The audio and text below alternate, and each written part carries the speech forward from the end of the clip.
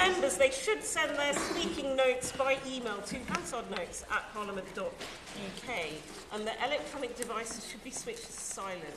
Tea and coffee are not allowed during sittings, but there is water. Blue is still, silver is fizzy. Okay, so we now go on to Clause 7. We start with the question that Clause 7 stand part of the bill. The question is that Clause 7 stand part of the bill. Minister. Thank you, and lovely to see everybody again, and it's a pleasure to serve under your chairwomanship. Clause 7 will give the environmental regulators new powers to impose automatic penalties for specified offences. The current process for imposing fixed monetary penalties for minor to moderate offending can be time and cost intensive. To impose a penalty, the regulators must evidence beyond reasonable doubt the criminal standard of proof that an offence has been committed. In addition, the fixed monetary penalty amount the regulators can currently impose for certain water industry offences to this standard of proof is set at just £300. This means it is generally not cost effective for the regulators to impose financial penalties for frequent minor to moderate offending. Clause 7 introduces automatic penalties for specified offences. This will enable the regulators to impose penalties more quickly without having to direct significant resources to lengthy investigations. I can assure honourable members that we will consult on the specific offences that will be in scope for these new automatic penalties and on the value of the penalties. The proposed offences will cover information requests and reporting offences, pollution offences and water resource offences.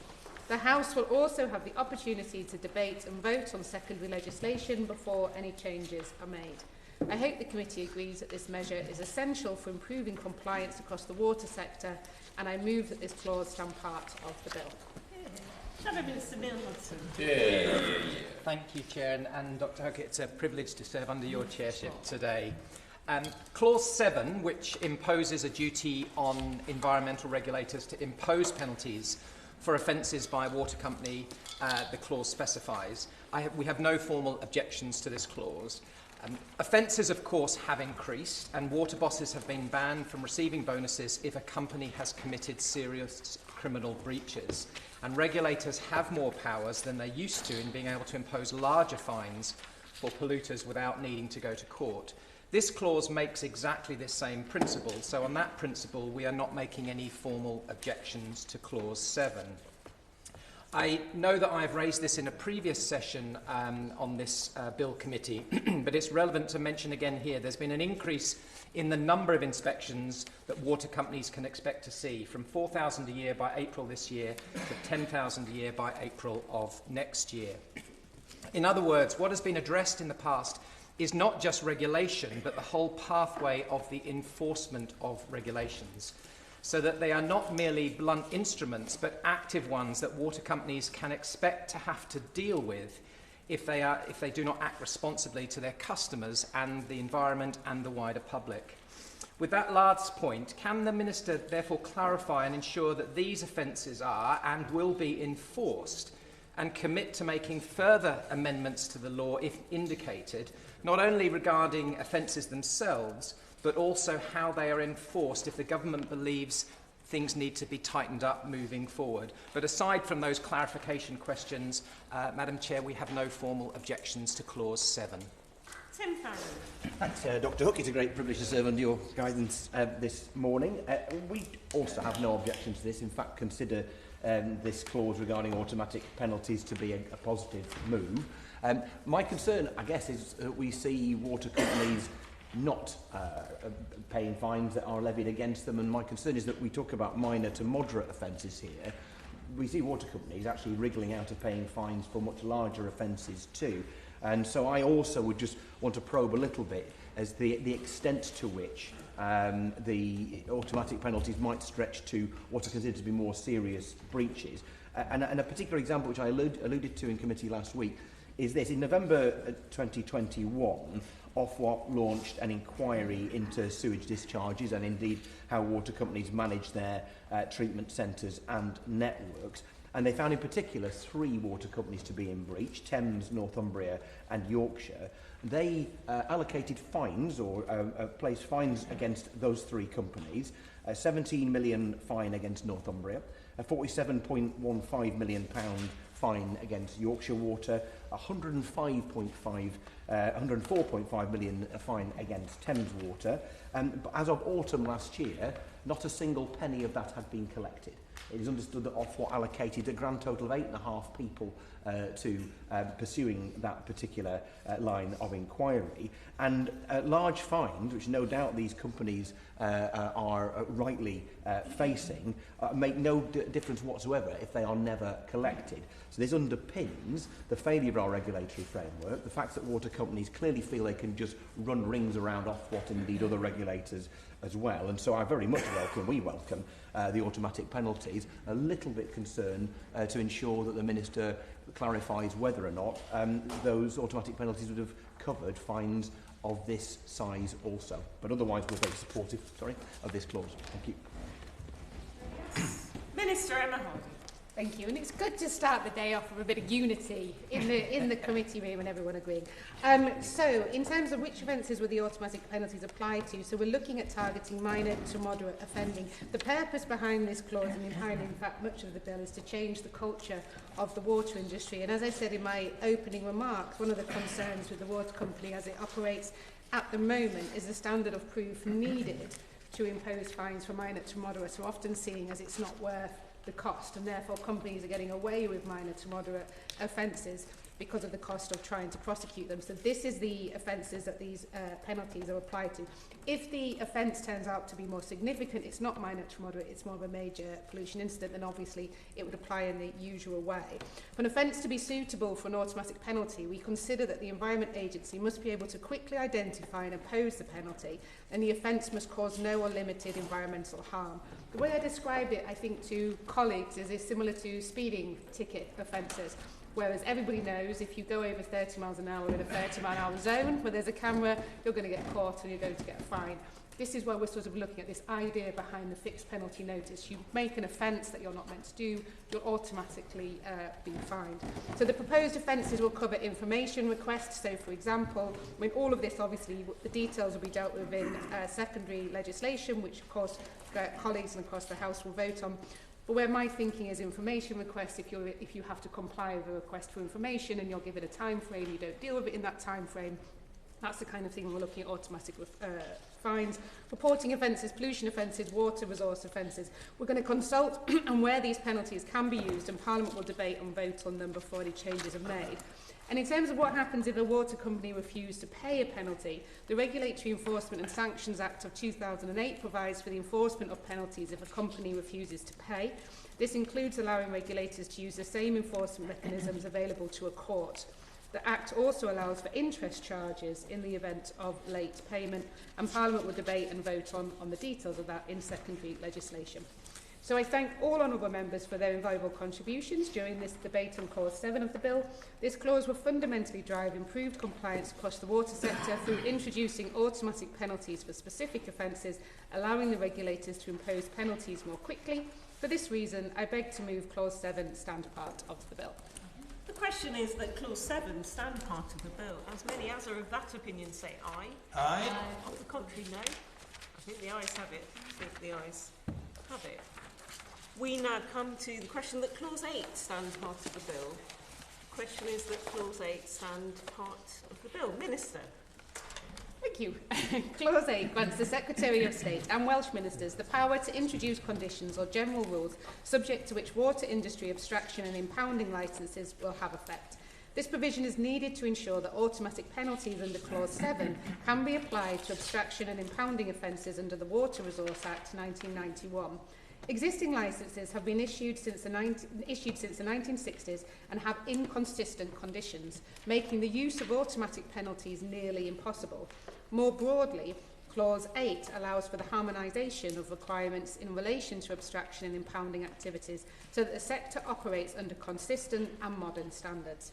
A delegated power to introduce conditions or general rules through regulations is crucial in this context, because water resource management is dynamic and must be responsive to emerging challenges.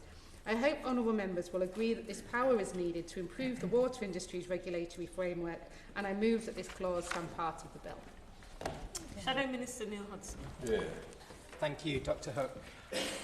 Clause 8 of this bill, as we are discussing today, seeks to grant the Secretary of State and Welsh Ministers additional powers to impose conditions or general rules into water industry licences relating to abstraction and impoundment activity. I can confirm that His Majesty's loyal opposition do not have any formal objections to Clause 8.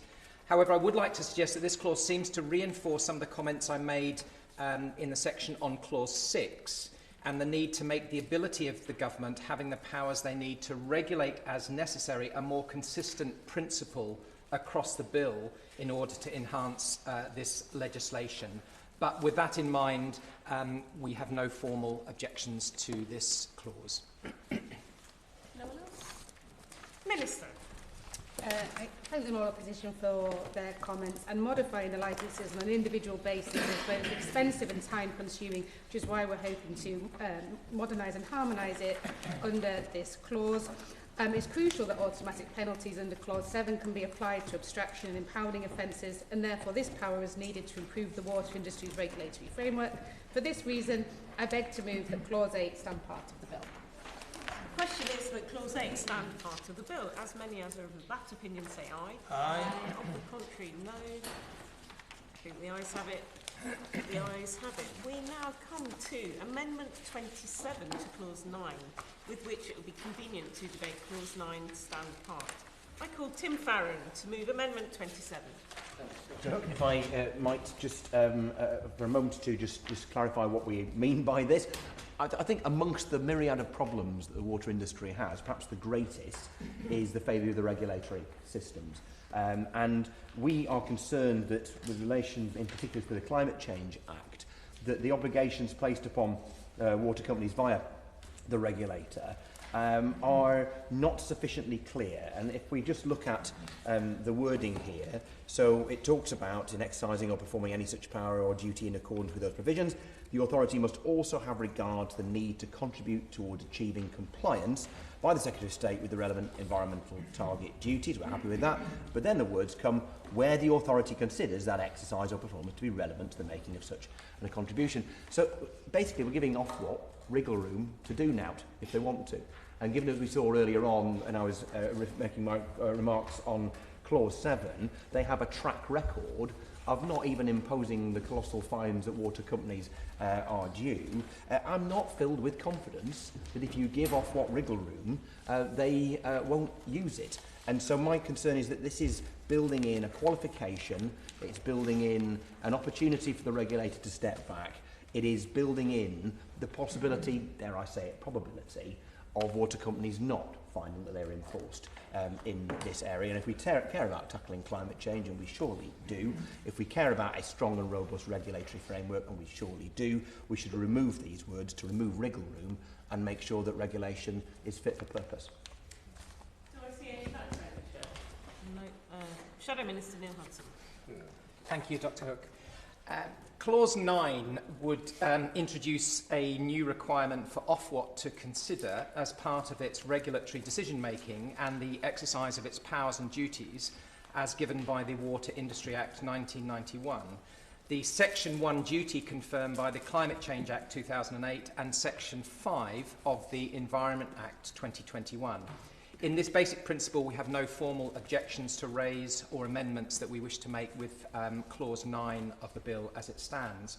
But I would like to ask the Minister whether she'll be able to provide some clarity about the line that Amendment 27 from the third party seeks to remove from the bill, stating that the duty for Ofwat to have regard to the Secretary of State's duty to meet environmental targets is where the authority considers that exercise or performance to be relevant to making of such a contribution. Can the Minister assure the committee that she will work with Ofwat and the government will work with Ofwat so they have clear guidance of where these environmental targets being relevant would be, so that there can be no grey areas in the work of Ofwat moving forward as they look to enforce these environmental targets. Could I also ask the Minister to assure the committee that the Government will also work with Ofwat to ensure that with regard to its powers and duties in the spirit of this particular Clause 9, that the Government will work with Ofwat to ensure consumers are protected should there be any subsequent financial costs to water companies, so that we are getting both environmental protection but also value for money that the tax-paying consumer deserves. I'd be grateful if the Minister could comment on some of those clarification questions, but as I say, His Majesty's loyal opposition have no formal objections to Clause 9. To respond, Minister Emma Hart. Thank you, Chair. I'll take a brief moment to discuss Clause 9. As I'm sure the Honourable Member for Westmoreland and Lonsdale will agree, the Government heard the strong support in the other place for adding further environmental duty to Ofwat's core duties to support the Government in making progress against our environmental targets. And again, I pay tribute to my what should I call, honourable friends, my Baroness friends, the friend in the other place, for her work on this in this area. We understand there are concerns around the current poor environmental performance of the water industry and around the role and responsibilities of the water industry regulators. It is for this reason the Government tabled an amendment in the other place which will require Ofwat to have regard to the need to contribute to achieving targets set under the Environment Act 2021 and in the Climate Change Act 2008 when carrying out their functions. This amendment will further ensure Ofwat's work to contribute to the achievement of environmental targets complements the work of Government, which is ultimately responsible for the Environment Act and Climate Change Act targets. It is important to note the Independent Commission announced by the Government will take a full review of the roles and responsibilities of the water industry regulators. Any changes made now to Ofwat's duties may, therefore, be superseded by the outcomes of the Commission. I hope the committee agrees this power is needed to ensure the environment is considered in regulatory decision-making, and I move that this clause stand part of the bill. Amendment 27 seeks to remove Ofwat's discretion to exercise its duty to have regard to environmental targets where it sees it is relevant.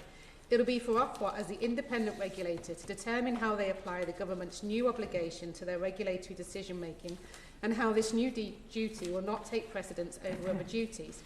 It is for this reason flexibility has been built into the drafting of this duty, ensuring Ofwat has discretion to exercise this duty where it feels it is relevant. Mechanically applying a duty in circumstances where it is not relevant to a particular matter would be a waste of resource. This discretion is in line with similar duties for other regulators. For example, the Financial Services and Market Act 2000 was recently amended to provide an environmental duty for the financial regulators. It is right, as the independent regulator, Ofwat has the discretion to balance its duties and determine when it is appropriate to be applied. And this new duty put forward by Government can only be a stopgap before more fundamental reforms are brought forward. And for these reasons, we will not be accepting the amendments from the Honourable Member, and I hope he feels able to withdraw his amendment. Tim Farron to respond. I'm not reassured that this is to take this out means that there's it's a mechanical duty placed upon Ofwat. I think removing that discretion is actually very, very important. It will only be applied where it's relevant by definition. And I feel that by building in this wriggle room, we're just creating vagueness in the process. Nevertheless, this isn't an amendment we're going to seek to push to the vote today, so I'm happy to withdraw. Withdrawn, isn't it? Is everyone content for the amendment to be withdrawn? Aye. Amendment 27 proposed to clause 9 on the order paper by leave withdrawn. We now come to the question that clause 9 stand part of the bill, which has already been debated. The question is that clause 9 stand part of the bill. As many as are of that opinion say aye. Aye. On the contrary, no. I think the ayes have it. The ayes have it. We now come to the question that clause 10 stand part of the bill. The question is that clause 10 stand part of the bill. Minister. Thank you. And thank you for the opportunity to speak on the importance of clause 10, one of my favourites. The costs for the Environment Agency and Natural Resource Wales enforcement activities are paid by the taxpayer via grant in aid. This clause broadens existing charge-making powers, allowing the Environment Agency and Natural Resources Wales to recover costs for enforcement from water companies instead of taxpayers. Failure to introduce this clause would result in the burden of funding water industry enforcement continuing to fall on the taxpayer. It could also result in the regulators being unable to scale up their water industry enforcement activities due to wider budgetary pressures. The Secretary of State or the Welsh Minister in Wales and HM Treasury are required to approve charging schemes in consultation with affected parties. These safeguards ensure that environmental regulatory powers are proportionate and support sustained improvements in environmental performance in the water industry. I hope the committee agrees this power is essential for the environmental regulators to become more self-sufficient and less reliant on the taxpayer. I move that clause 10 stand part of the bill. Neil Hudson. Thank you, Chair. I rise to speak about clause 10, which amends the Environment Act 1995 to allow the Environment Agency and Natural Resources Body for Wales the power to make charging schemes to recover costs from water companies. While again we, the opposition, wish to raise no formal objections to the clause, I'd like to just ask a couple of points of note for which we'd be grateful for some clarification from the Minister. Firstly, we'd be grateful if the Minister could explain if the changes in this clause to the Environment Act 1995 that allow costs to be recovered from water companies could impact consumers in any way. Although it is already possible, we must be mindful that consumers may face extra costs. As I'll discuss later regarding issues with the special administration orders that the government have laid out in clauses 12 and 13, which we'll be debating shortly, consumers have already been informed by Ofwat that they will expect to see bills rise, the complete opposite of what the government had said that they intended to deliver. Does the government therefore feel confident that they are able to avoid contributing to a problem of a rising trajectory of bills at a time when trust, as we have been debating in this committee sessions, in the industry remains low due to a lot of the mismanagement financially from some of the water companies, with some of the poor quality that services that consumers can too often receive? It is therefore important that I ask a further question, which I'd be grateful if the Minister could give some clarification. What modelling has the government done to ensure that all the costs recovered will always be to the benefit of the taxpayer and the consumer? While we all share the desire that water companies who do the wrong thing are the ones who pay to put it right, we must make sure that in the attempt in terms of punishing water companies, we are not hurting the end consumer, who very much deserve to be protected. I'd be grateful for the Minister's thoughts on this, but again, we have no formal explicit objections to this particular clause. Chair. Any more for anyone? In that case, to respond, Minister Emma Harding. Thank you very much, Chair. And Clause 10 requires payment by water companies. It is fair and reasonable the regulator should recover costs associated with their regulatory functions, and of course Ofwat will consider the regulator's proposals and determine which costs are appropriate to be passed on. There is, of course, I know I've mentioned it in the previous debates, but there is the impact assessment which details exactly how much all of the bill will, in terms of cost, the customer, all of the details are in there. So I refer the honourable member to look at that if he wants the specifics on what, on the exact numbers of what each measure will take. So thank you to honourable members who have contributed to their views on Clause 10 of the bill. I remain of the view that Clause 10 will empower environmental regulators to become more self-sufficient, reducing the burden on the taxpayer to fund water industry enforcement activities. I therefore beg to move that the clause stands part of the bill. The question is that Clause 10 stand part of the bill. As many as are of that opinion say aye. Aye. As the contrary, no. I think the ayes have it. I think the ayes have it. We now come to the question that Clause 11 stand part of the bill. The question is that Clause 11 stand part of the bill. Minister. Thank you again, Chair, and we are making excellent progress this morning through this bill. And thank you for the opportunity to speak on the importance of Clause 11. And can I also just add, the unsung heroes, I think, of water regulation, the Drinking Water Inspectorate, This clause will enable the Drinking Water Inspectorate to fully recover the costs for the security and emergencies regulatory work they provide to water companies. I think one of the reasons they are the unsung heroes, if I may, Chair, is because they do the job so well. That's probably why not as many people have heard of them. The responsibility for security and emergencies was delegated to the Drinking Water Inspectorate in 2022, but since then they have been unable to fully recharge for this work. This clause, subject to amendments to the Water Quality and Supply Fees Order 2016, will ensure the Inspectorate can fully recover all security and emergencies-related costs, enabling them to scale up their enforcement activities and enhance their capacity to conduct security and emergency checks for water suppliers. This clause will give the DWI greater flexibility in how they structure their fees which they charge water companies. The effect of this clause would allow the DWI to bring forward new charging models which more equitably shares the financial burden of regulation on the water sector. I hope the committee agrees this clause rightly remunerates the DWI for their security and emergency work and allows them to design a more equitable fee structure. Hale Hudson. Thank you, Chair. I now rise to speak concerning this particular clause 11, which extends the purposes for inspectors for which water quality may be appointed to include functions related to national security directions under section 208 of the 1991 Act, and providing flexibility for the charging of fees for regulatory work. This is a straightforward clause to which we raise no formal objection. But once again, just a couple of clarification points from the Minister, which we'd be grateful if she could help us with this particular clause.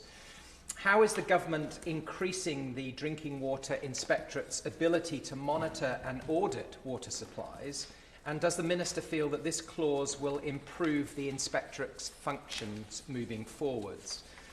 Furthermore, could the Minister please explain how they intend to support the powers of the Drinking Water Inspectorate beyond this particular clause? And I note she was praising them, and I echo that praise, but how does the government intend to support them moving forward in terms of their capabilities moving forward? But once again, Chair, we wish to raise no formal objections to the clause and just would be grateful for some clarity on a couple of the points that I have highlighted. Thank you. For the Liberal Democrats, Tim Farron. Thanks, Chair.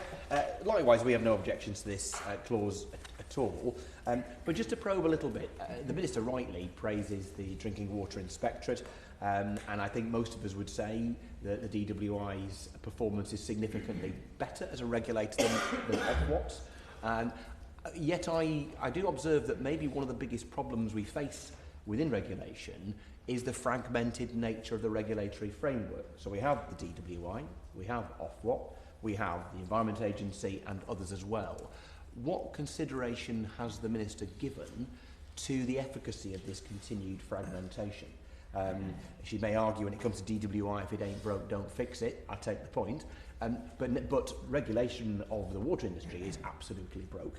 And you notice, it's very clear, particularly when it comes to the Environment Agency and Ofwat, large water companies running rings around their regulators because of their heft, their weight, their capability, the volume of their staffing and so on, as opposed to the regulator, and indeed the culture of the regulators sometimes not aimed at pursuing those they're meant to regulate. So whilst the DWI is broadly a successful regulator, is it not an ongoing problem that we face that having so many regulators gives water companies the ability to avoid their responsibilities, and might she give that some further consideration? Minister Emma Hardy. Thank you, Chair. And I'm pleased that there's lots of echo and support for the DWI. I mean, this clause is specifically around how they can recover some of the cost, and it's estimated the increased cost to householders will only be 2 pence a year, so I think it's very, very good value for money. The wider point around regulation and regulators, of course, is covered by the Water Commission, which is looking at the entire of the regulatory, which is out of the scope of this bill. However, the honourable members made those points a number of times, and I've heard them each time. But on this specific cost, it's going to cost customers around 2 pence a year. It's a much needed clause, and so the government maintains the importance of ensuring that the Drinking Water Inspectorate is remunerated for their security and emergencies work and is able to design a more equitable fee structure. I therefore beg to move that this clause stand part of the bill.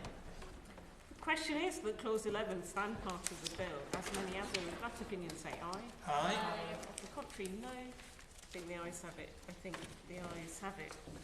We now come to Amendment 11 to Clause 12, with which it will be convenient to debate Clause 12 stand part. Amendment 12 and Clause 13 stand part. I call Tim Farron to move Amendment 11. In fact, Ollie. Sorry, my colleague. Yes, Chair. Thank you, Chair, and good morning, everyone. So, as proposed, I'll speak about Clause 12 and Clause 13 together. Clause 12 covering England, Clause 13 covering Wales. This clause relates to the Secretary of State's ability to recover losses incurred by the state in a special administration regime. Many of us might know that as bankruptcy. So what is being proposed by the government is set out in DEFRA's explanatory notes, number 69, and I'm going to read it verbatim. The modifications can require a water company to raise amounts of money determined by the Secretary of State from its consumers. From its consumers, I repeated that, and to pay those amounts to the Secretary of State to make good any shortfall, and may include a requirement that amounts to be held on trust pending payment to the Secretary of State, etc. So what we're talking about here is there are costs associated with a bankruptcy. Yeah? The government wants to make good those costs. No issue with any of that. What I find completely extraordinary is a Labour government is proposing that the consumers pay for that rather than the creditors who put us there in the first place. The management and the creditors are the people who are responsible for the mess that we find ourselves in this water sector. Certainly. I'm very grateful. I'm grateful for the intervention being allowed. The Honourable Gentleman saying it's the creditors that put the undertakers in the position that they're in. That surely cannot be right. Creditors are people who provide services for a fee to the undertaker. They won't be the organisations which put the undertaker into that position. And surely he would agree with me that if he were to replace from the consumer or any other body with recovery from creditors, that would be meaningless unless government debt was placed above those of other creditors. And how would that be fair to the providers of services to water undertakers? I thank the Honourable Gentleman. I think you jumped in before I'd finished the sentence, which was the creditors and the management. So of course, who is responsible for this? Yes, it's the management. Yes, it's the regulators and prior governments. And yes, it's the creditors who have provided the debt. So they've gone into that with eyes open, ears open, and they have made that decision to provide that debt willingly. Yeah? Therefore, they put that money at risk, and they have to take responsibility for putting that money at risk. That's what debt is. So this isn't about government debt. I'm not talking about government debt here. I'm talking about a loss and who's making good that loss. Yeah? So what the government is proposing is all the consumers pay for that, i.e. the bill payers. Yeah? I think that's wrong. I don't think the bill payers should be paying for this. I think the creditors should be paying for this because they have put in Thames Water's case, £17 billion, soon to be £20 billion, very likely, and that has saddled these companies with vast amounts of debt. As a bill payer, you are paying, if you're inside Thames Water, more than a third of your bill is just being spent on paying the interest expenses on that debt. Of course. I agree with the member allowing the intervention again. Creditors, he's conflating the term creditor with debt provision. But actually there are a plethora of suppliers to any large organisation like a water undertaker. They are creditors. I mean, that's just how they're defined. So his clause would cover SME providers of services and in fact any provider of a service who would be a creditor of such an organisation. How does he propose that his clause only affects debt provision, which is, I understand is the direction that he's trying to focus this clause on, and does not cover all creditors as it is currently drafted? Well, I'll go on to the wording. So the wording says, our wording change would result in, and I quote here, the Secretary of State may make modifications of the conditions of the company's appointment so they include conditions requiring or enabling the company to recover from its creditors such amounts as may be determined by or under the conditions. Yeah? So, let's talk through the special administration regime. What happens? So, if I would like this to already have happened, but it hasn't, what happens is that a company is put into special administration, that a court appoints a special administrator. A special administrator looks at the creditors. It looks at the debt and it looks at the other creditors involved in that, and it will prioritise according to the seniority of that debt and those creditors, who is senior to the other. And suppliers will be a lot more senior. Exactly. Well, compared to the creditors, I believe that they will be the creditors, the debt providers, is what I am advocating will be taking the hit. Will you give me a that point? Of course. I'm grateful. He will perhaps know that under insolvency law at the moment, then there are secured creditors. There's a hierarchy of debt, and the least protected, not the most protected, the least protected are suppliers. So would he envisage changing the rules to give additional protection under this process for unsecured creditors, and essentially reversing the security of credit, which would be a very odd thing to do, but I understand why he might need to do it in order to make this effective. We are seeking that the debt providers take the hit, yeah, because they are they've gone into this process and they have been part of the problem, which is amounted to where our rivers are in the state today, and they should be taking the hit ahead of the customers. That's our direction of travel, and I think that is fair and reasonable. And what this does is the opposite, and that is what we are going after. So we fully support the losses being recovered by the administration process, no issue with that. If we support this clause as it's stated, we will find ourselves with a very large bill on the customer's account, and that's something that we want to avoid. And I'm very keen to hear the Minister give a view as to why it is reasonable that the customers should be paying this rather than the lenders. Amendment 11 proposes to clause 12 as on the rules effect. The question is that the amendment. Neil Hudson. Thank you, Chair. I rise to speak specifically about clauses 12 and 13, and Chair, you'll note that we, the opposition, tabled amendments 7 and 8 to remove these clauses. I note that clauses 12 and 13 provide the government with the power to issue special administration orders to water companies who face financial difficulties. I want to put on record my thanks to my Conservative colleagues in the other place for sounding the alarm on this particular issue when the bill came forward to them. They made the case quite clear that the measures in clauses 12 and 13 could put the very people we want to protect in such legislation at risk, namely the consumers. The moral hazard has been explicitly set out very clearly by my colleagues in the other place, but I will attempt to summarise it here so that we are clear what the problem that we are facing is. Under the bill as it stands now, clauses 12 and 13 would give the power for the government to recover any losses it makes because of placing a company in special administration by actually then raising consumer bills. The problem here would seem self-evident. If water companies, through their own failure, require the government to place them under special administration, why should consumers be expected to foot the bill for those particular failures when they had no influence or responsibility for those particular failures? This runs very contrary to the nature of all the action that has been taken in recent years to try to improve our water quality. That companies who are responsible for failing to get their affairs in order must take responsibility.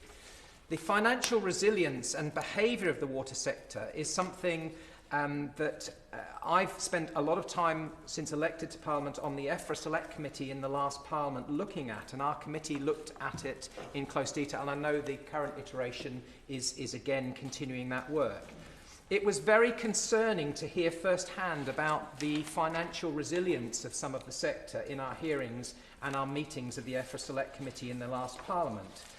As I said in the previous Bill Committee session last week, the very issue of financial resilience of the water industry is not one that we are talking about, Madam Chair, hypothetically, but it is paramount concern right now. We've all been starkly aware of concerns surrounding companies such as Thames Water and the financial resilience of that particular company.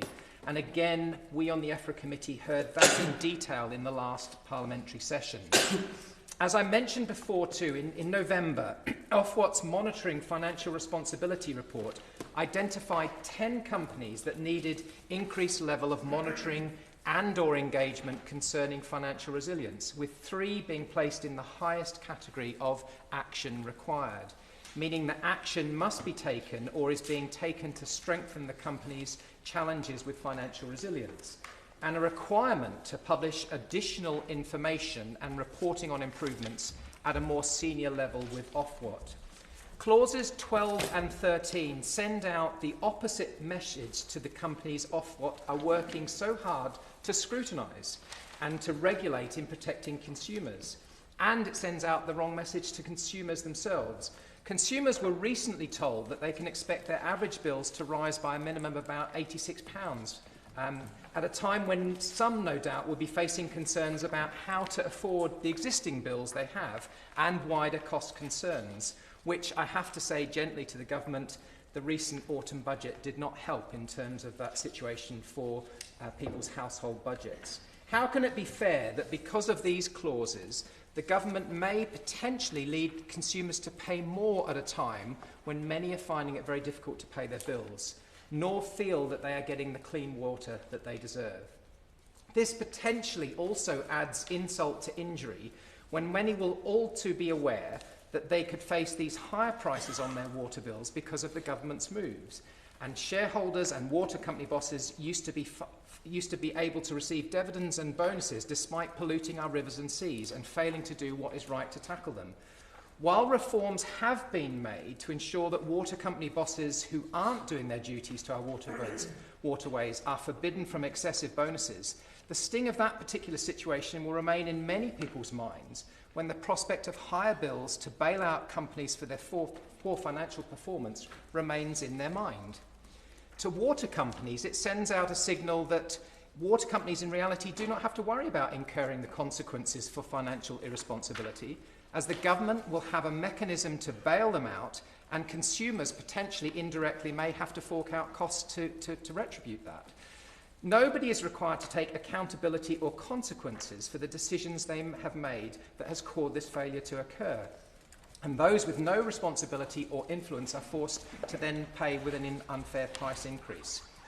Worse still, these clauses completely fail to specify the amounts that they can require companies to raise from consumers, nor the amounts that consumers could have to pay in increased costs as a result of the government imposing these conditions on water companies. This means that any announcements of price changes to water bills, like those announced by Ofwat, could serve no indication at all of how much they could end up paying on their water bills. To compound the higher prices even further, consumers may end up facing higher bills to solve special administration financial issues for companies they are not even served by. Subsection 4 states that the relevant financial assistance of subsection 3 in the clause can include any other company which holds or held an appointment under this chapter and whose area is or was wholly or mainly in England. As my colleague in the other place, Lord Renmond, has already said, companies that do the right thing could be forced to pay up or make their consumers do so for the mistakes of those who have failed to do the right thing. As Lord Remnant put it, it is the debt and equity investors in a company that has failed to do the right thing who should pay for these losses in the form of lower proceeds from any eventual sale. He also went on to say, why should a retired police officer in Yorkshire or a hard-working nurse in Cornwall lose out to a hedge fund owner in New York trying to make a quick return?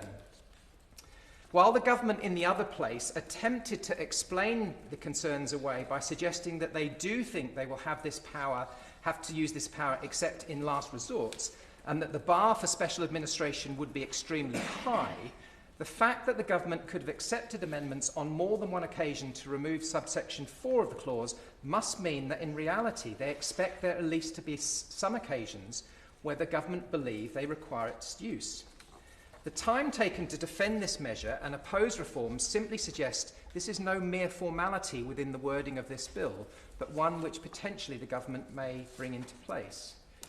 Now, the minister in the other place said that the government would only seek to exercise the power of subsection 4 if government bailouts to water companies could not be financed for the duration a company is in special administration, that is, during the shortfall.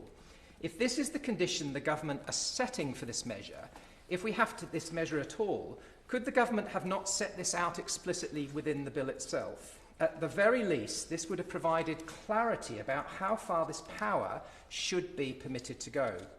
Now, Clause 13 takes the same step as Clause 12, providing the powers that Clause 12 provides over to the Welsh Government.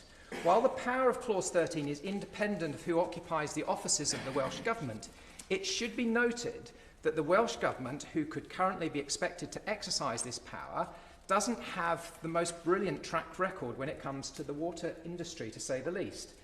Under the Welsh Labour administration, the average number of spills from storm overflows was 2/3 higher than in England in 2022. This record suggests that actually the government in Wales leaves much to be desired when coming to the competence of the water industry, and evidence for concern when it comes to exercising the clause's powers. But regardless of the specifics of the subsections and who occupies the powers that clauses 12 and 13 contain, they are, as they currently stand, completely against the principles of improving the water industry, and I very much urge the Minister to consider these points and remove these clauses. Accordingly, Chair, we will be seeking a vote to remove clauses 12 and 13 from the bill. Tim Farron. Thanks, Dr. Hook.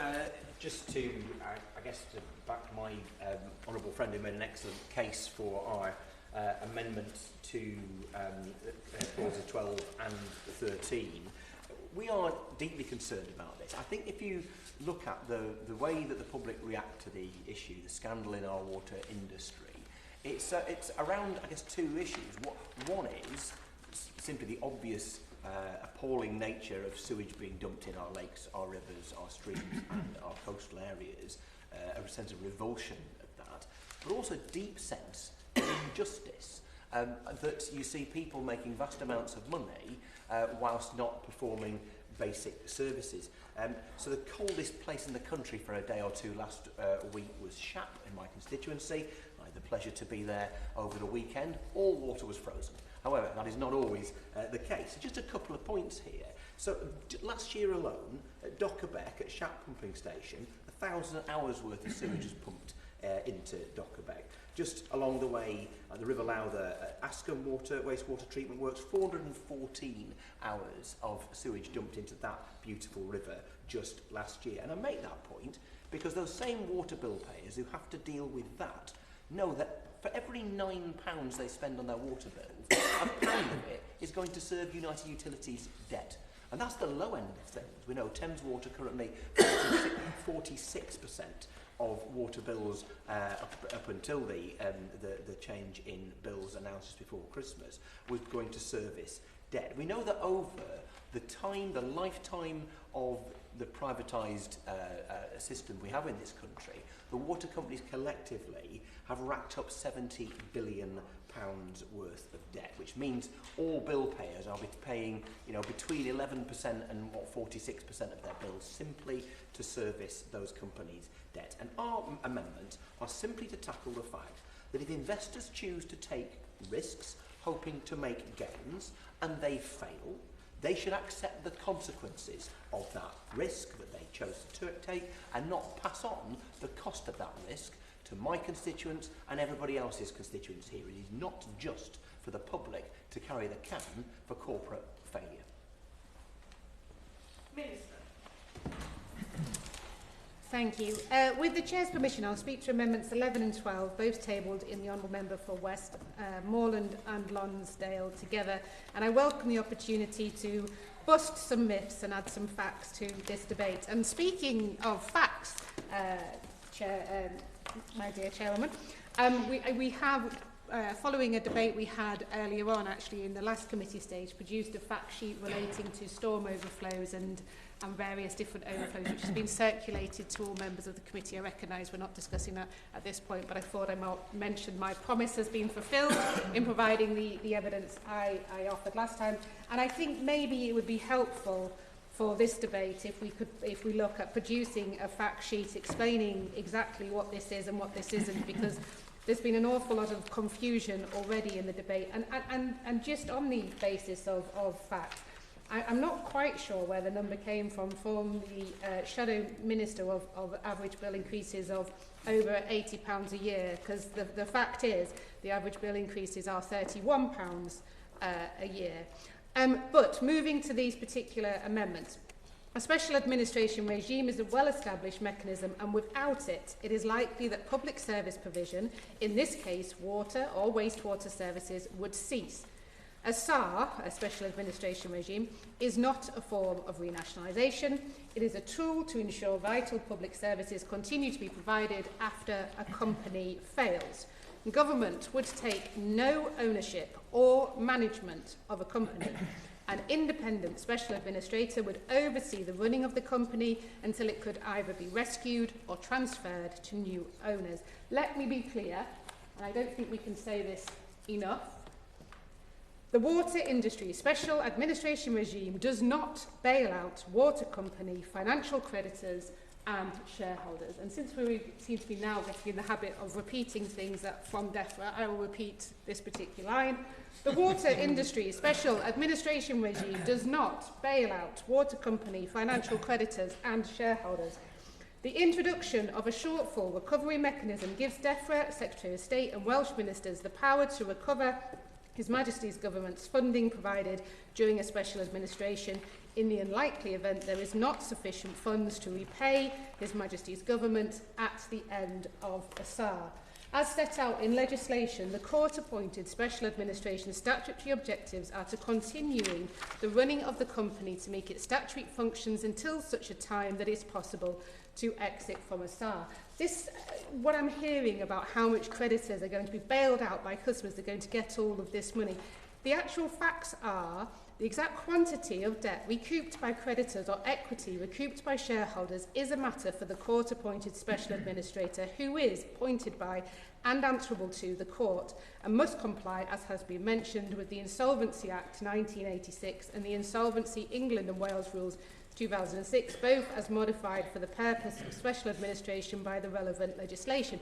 However, it is important to note that it is very unlikely all debt would be repaid at the end of a special administration, and there is a specific order of priority for repayment which would be followed, with any government funding provided during a SAR taking priority over most other creditors.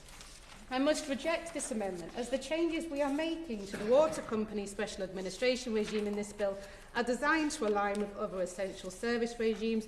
We are not seeking to move the water industry SAR away from existing insolvency principles.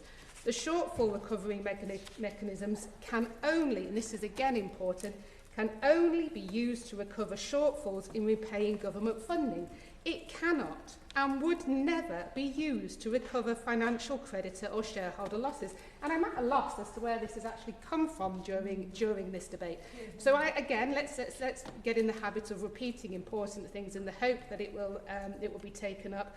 The shortfall recovery mechanism can only be used to recover shortfalls in repaying government funding. It is not providing money to creditors. It is not providing money to shareholders. Creditors have rights within special administration, and in normal insolvency legislation, which the water special administration regime adapts to fit the water industry model. Under the current legislative framework, government does not directly or indirectly make any decisions relating to exact quantities of debt recouped by creditors or shareholders. This is a matter for the special administration and the rules of the SAR in the water sector. The Special Administrator is an officer of the court and must comply with the Insolvency Act 1986 and the Insolvency England and Wales Rules 2016. The levels of reduction that creditors and shareholders may expect will be in accordance with the order of repayment clearly set out in statute. Therefore, this amendment is not required. I therefore hope the committee agrees these legislative updates will help ensure an effective, modernised and efficient water industry SAR, which is in line with the SAR in other essential service sectors such as energy. And I also hope that on this basis of fact, the honourable member feels able to withdraw his amendment. While I've outlined some of the merits of clause, if you wouldn't mind, I'd quite like to finish my remarks and then I'm sure we'll hear from you again. While I've outlined some of the merits of clauses 12 and 13 here, I would like to stress again the importance of including these clauses in the bill.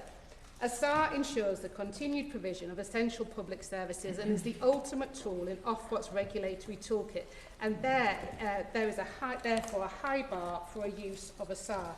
Water companies can be placed into special administration either on insolvency grounds when the company is unable to pay its debts, or performance grounds. This is where water companies are in such serious breach of their principal statutory duties or an enforcement order that it is inappropriate for the company to retain its licence.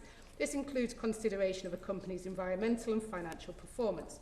Although government has had the powers to place water companies into special administration for over 3 decades, as I have noticed, it is important that we regularly update legislation to reflect modernisation of law and experience in other sectors.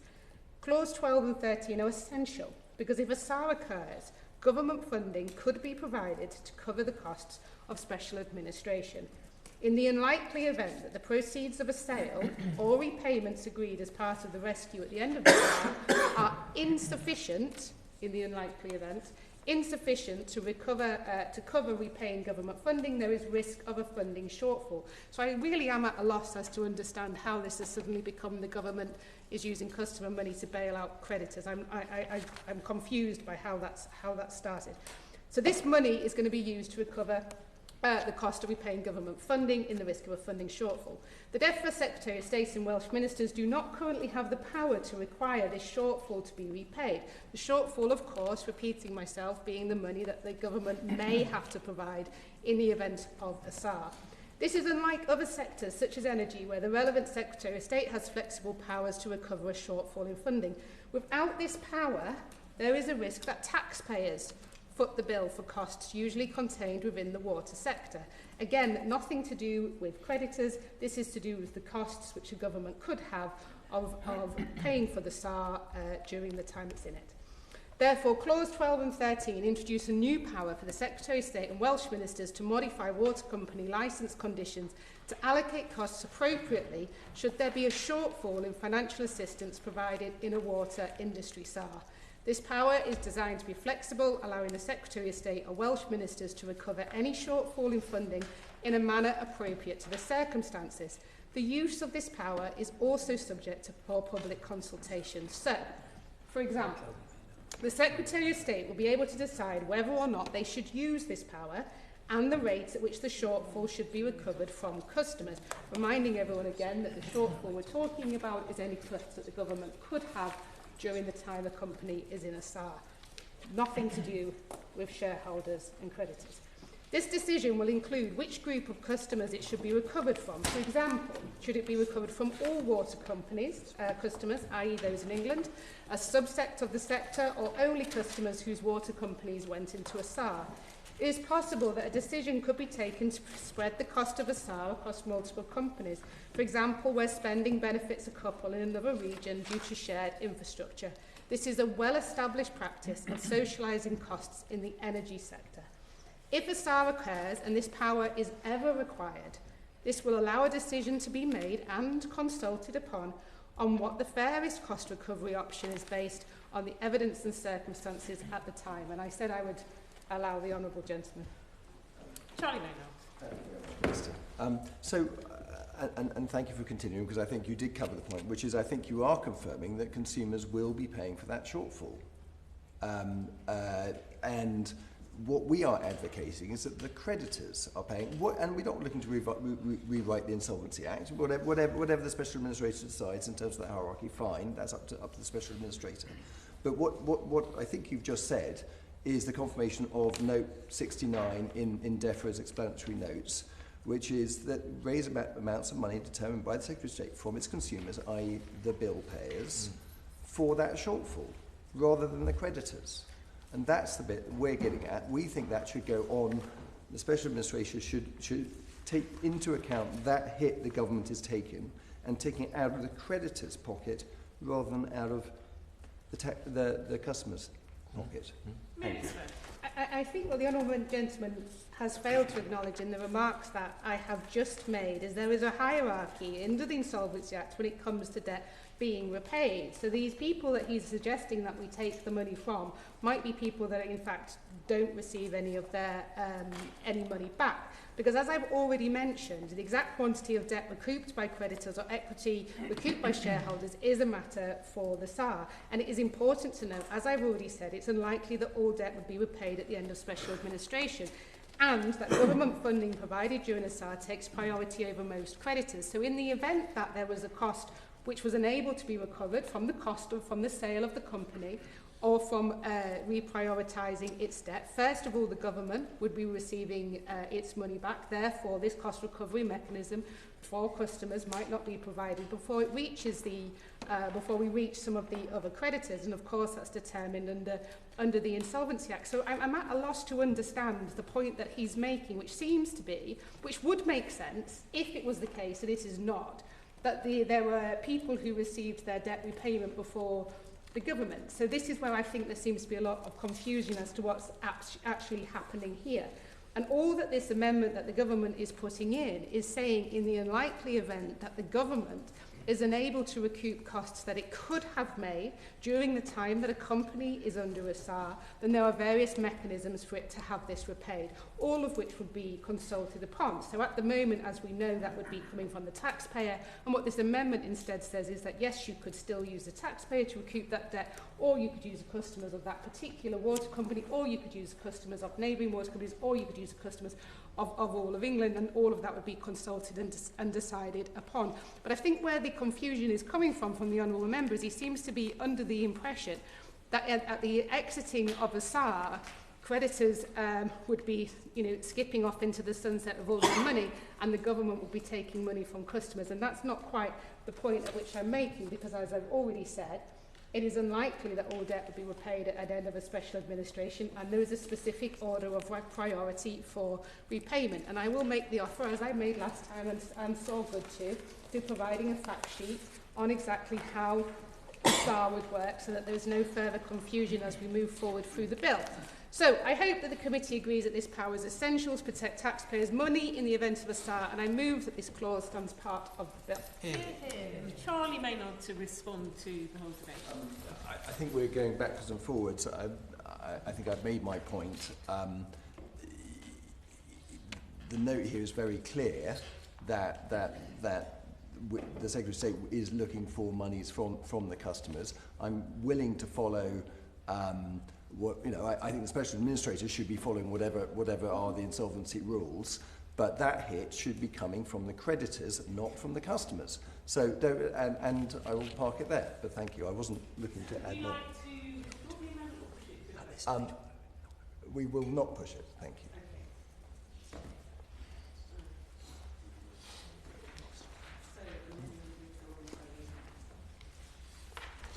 We now come to the question that Clause 12 stands part of the bill, which has already been debated. The question is that Clause 12 stand part of the bill. As many as are of that opinion say aye. Aye. Of the contrary, no? No. Division? Oh, let's have a vote. Okay, I haven't done one in ages. Lock the doors! Okay, over to you. The register.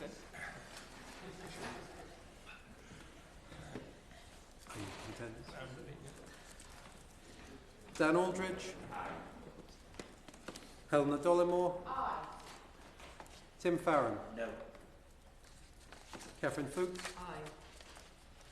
Amanda Hack. Emma Harding. Aye. Tom Hayes. Aye. Claire Hazelgrove. Aye. Dr. Neil Hudson. No. Jane Kirkham. Jerome Mayhew. No. Charlie Maynard. Darren Paffy. Aye. Andrew Pakes. Aye. Adrian Ramsey. No. David Reed. No. Jeff Smith. Aye. Just doing the calculation. What have you got?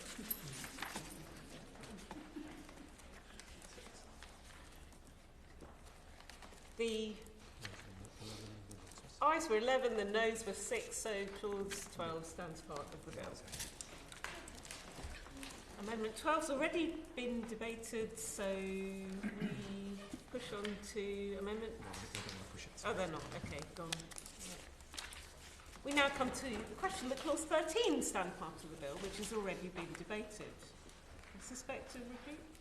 Okay, the question is that clause 13 stand part of the bill. As many as are of that opinion say aye. Aye. Of the contrary, no. No.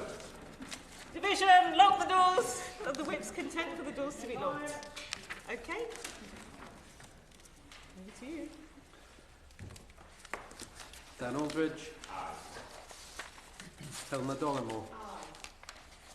Tim Farron. No. Catherine Fuchs. Aye. Amanda Hack. Emma Hardy. Aye. Tom Hayes. Aye.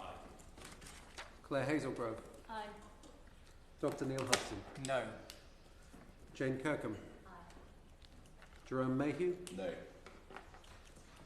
Charlie Maynard. No. Darren Paffy. Aye. Andrew Pakes. Aye. Adrian Ramsey.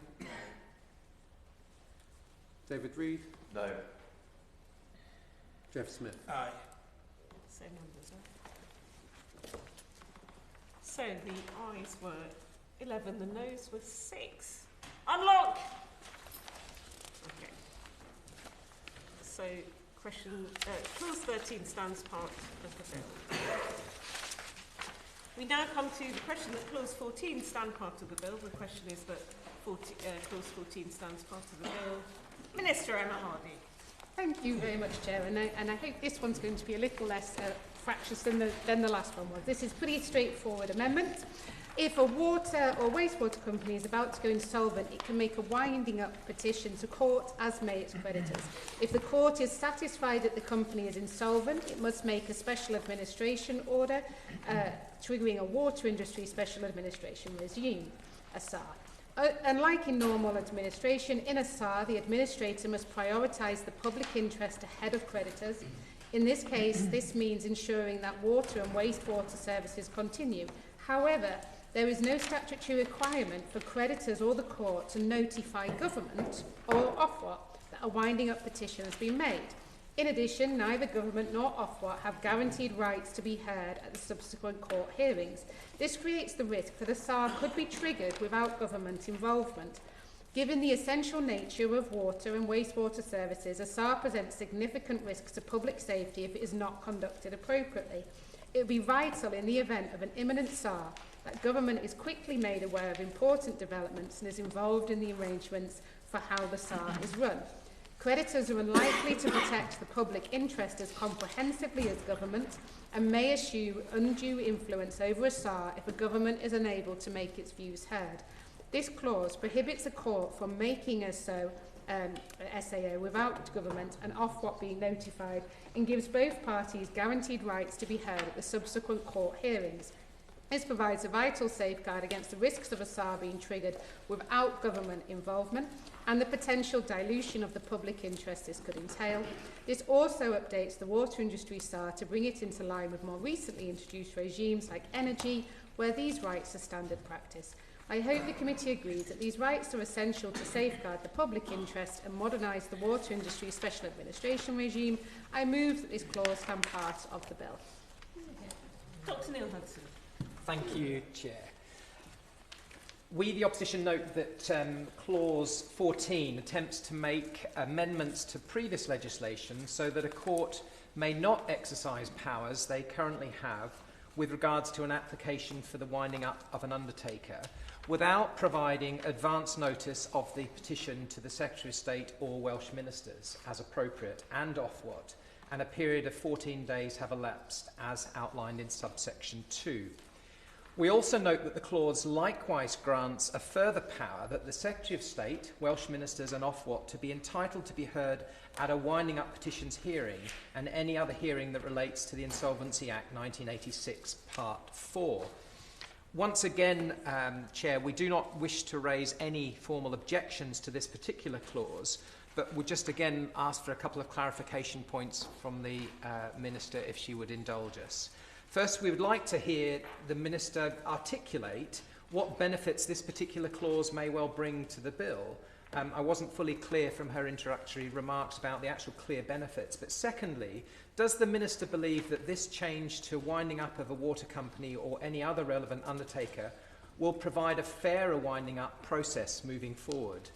But of course, while we are focusing on water companies and the processes for them, we all want to ensure that the clause provides, again, protection for the consumers, whom we agree across the chamber have for too long faced unsatisfactory levels of service in the water industry and the practices of some water companies. As such, could the Minister please explain whether consumers were considered when this clause was drafted?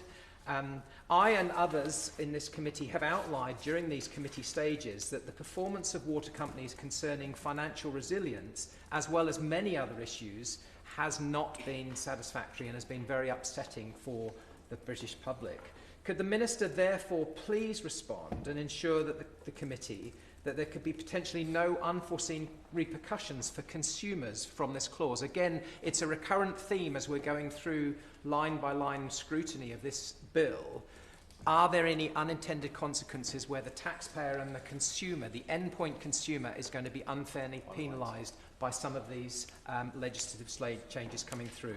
But with that in mind, we have no formal objections to this clause, but again, we seek clarification that the endpoint consumer is not going to be inadvertently detrimented by this legislation. Thank you. Minister. Thank you. Just to be really clear, this is literally just a point of process. It's saying in the event that they're applying to the court for a SAR, that the government would be notified at the same time, which isn't currently available in law.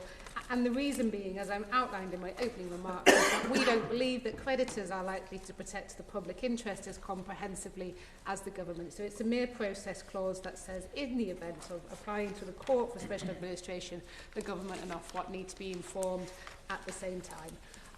So the government maintains the importance of ensuring that the government and Ofwat are notified in the event of winding up petition, and for that reason I beg to move that this clause stands part of the bill.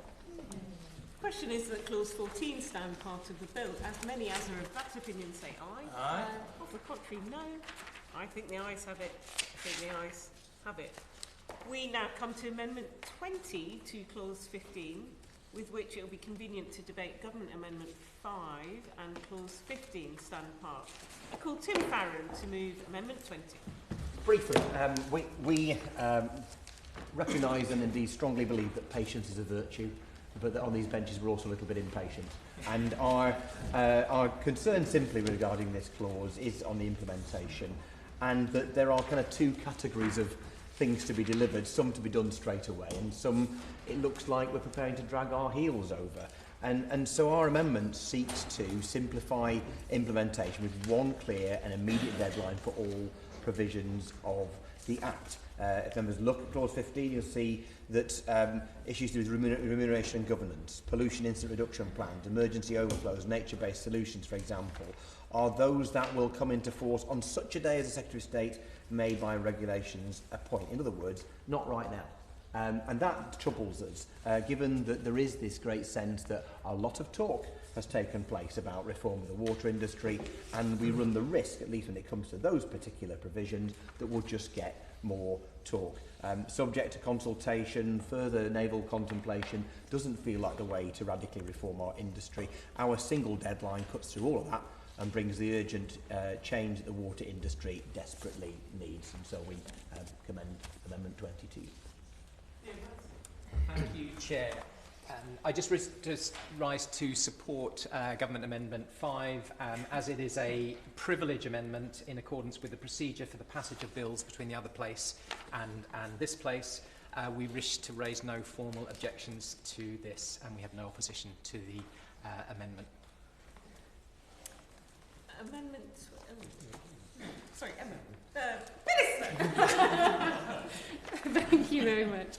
I'd like to thank all members for their contributions. So, turning to Amendment 20, tabled by the Honourable Member for Westmoreland and Lonsdale, which seeks to make all provisions in the Act come into force on the day the bill receives royal assent.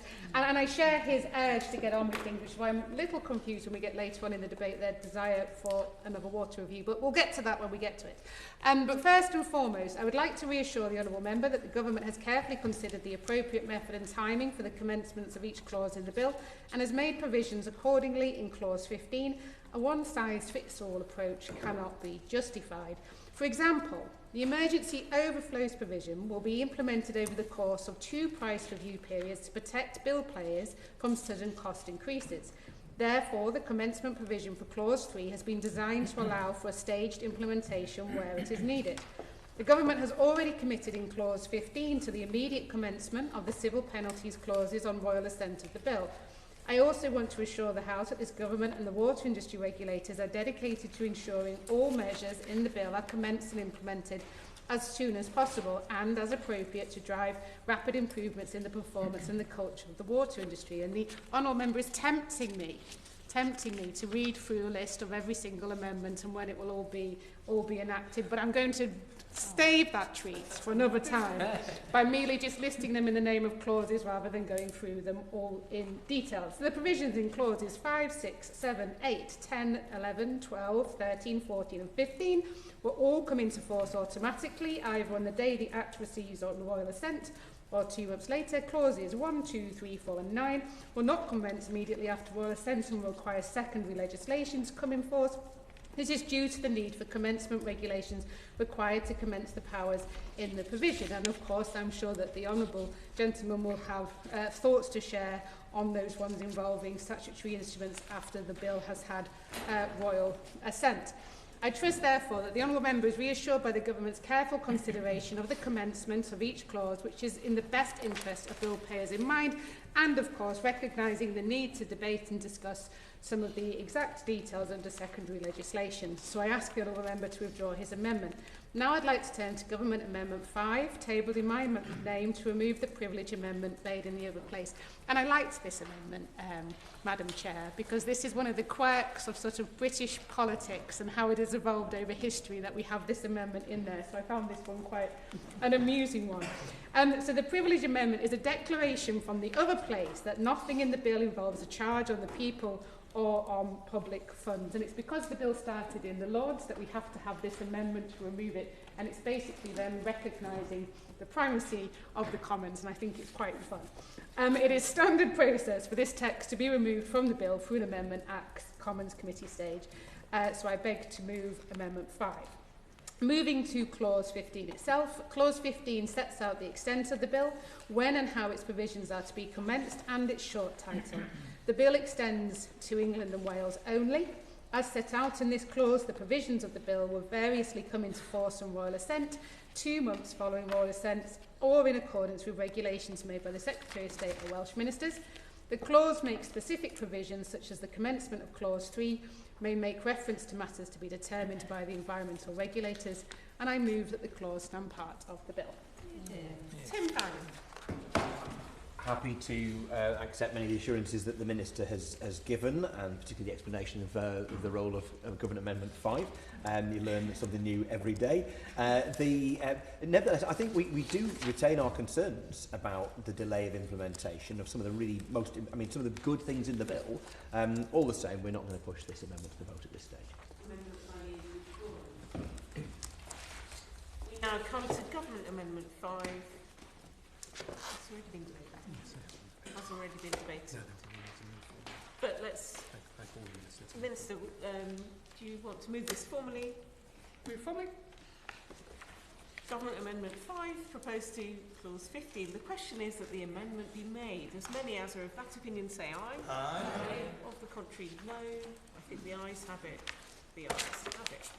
We now come to the question that Clause 15, as amended, stand part of the bill which has already been debated.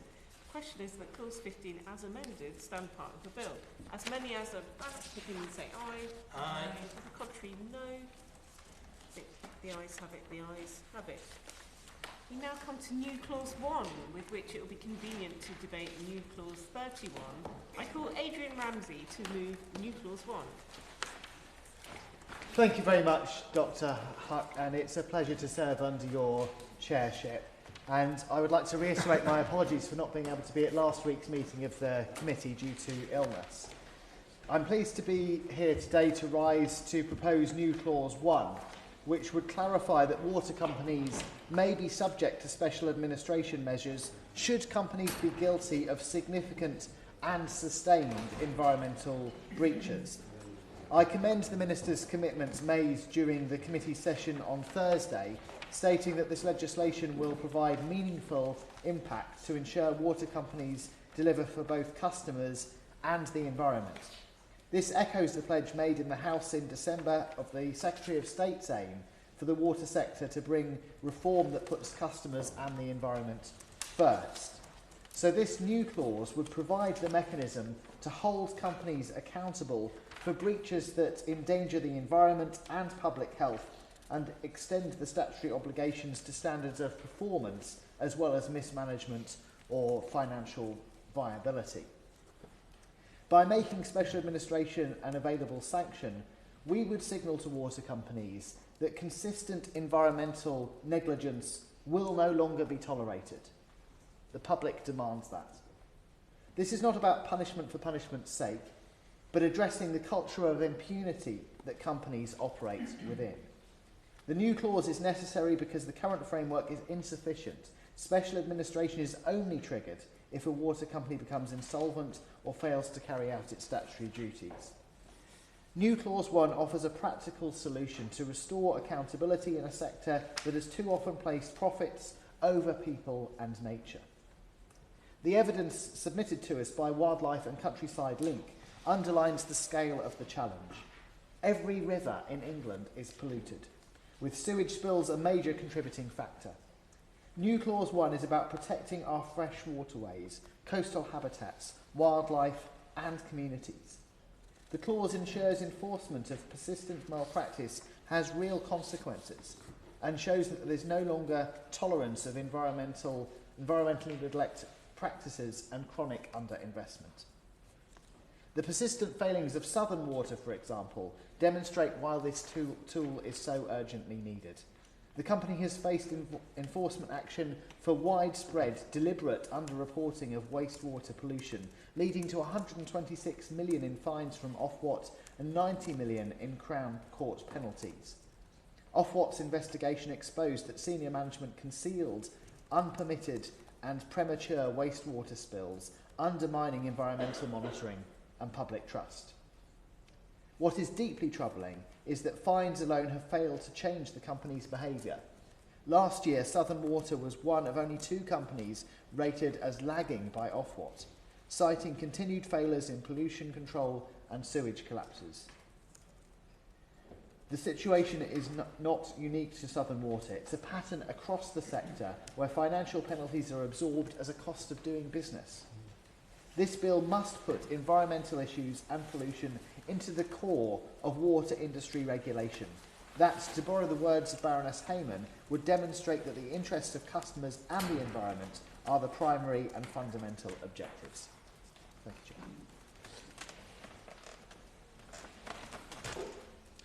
Special administration for breach of environmental and other obligations. The question is that new clause 1 be read a second time. Anyone fancy a debate on this one? No. Are we doing new clause 1 and new clause 31 in the same group, I believe? Yep, Charlie Maynard. New clause 31. This amendment seeks to make it much easier and much clearer for a company to be put into special administration. And there are really 2 steps to that. One step is making it easier to apply for special administration, and the other one is giving more guidance to the judge as to whether to grant special administration. And I'm just going to talk about, I'm just going to highlight where that all comes in. So the first part, section 1B, where a company which is a qualifying water supply licensee or qualifying sewerage licensee is required as a condition of its license to maintain 2 issuer credit ratings, which are investment grade ratings from 2 different credit rating agencies, and fails to comply with that requirement, the Secretary of State must make an application to the High Court by petition under this section. So that's the first one, which is saying if you haven't got, if you are no longer a, you don't have an investment grade credit ratings, then you've got, the Secretary of State will apply for special administration. The second section, in B, CA1, is required as a condition of its license to maintain 2 issuer credit ratings, which are investment grade ratings from 2 different credit rating agencies, and has failed to comply with that requirement. That's giving guidance to the judge, saying you've got to have those credit ratings. If you don't, then special administration will be granted, or is much more likely to be granted. So what's the point of this? The point of this is, at the moment, we've got bizarre situations going on in our country.